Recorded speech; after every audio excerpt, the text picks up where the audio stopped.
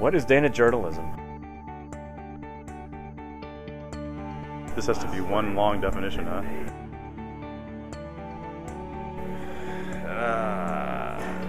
Data journalism. I have lots of definitions for data journalism. See this mess? This is the answer. That is data journalism. Data journalism is all about quantifiable information. It's about information that can be organized and information that can be sorted through. So I believe data journalism is looking at structured or organized information to find meaning in our world. Data journalism treats data as a source like any other.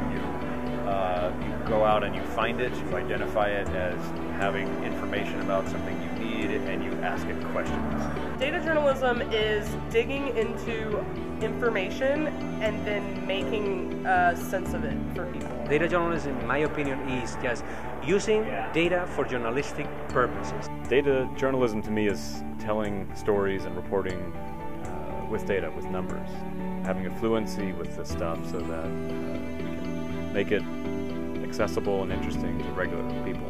Data journalism is journalism that uses information from spreadsheets and information sources from the web, tabular data. I'm trying not to use the word data in the definition, but it's a way to use data to directly do the work of journalism. So to tell stories and to reveal the facts and to find the bad guys and show people what they've done. Data journalism is journalism that is done where one of the sources that you're interviewing is some kind of data, some kind of number set.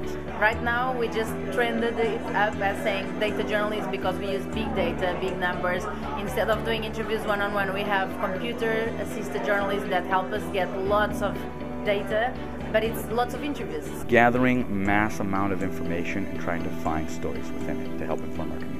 For us, doing data journalism is a big effort because we don't have a FOIA law. Maybe there's two broad strokes. The first one is the nitty-gritty data analysis, getting stories out of the noise that comes with a bunch of data and finding that clarity to figure out, like, what is my story in this data?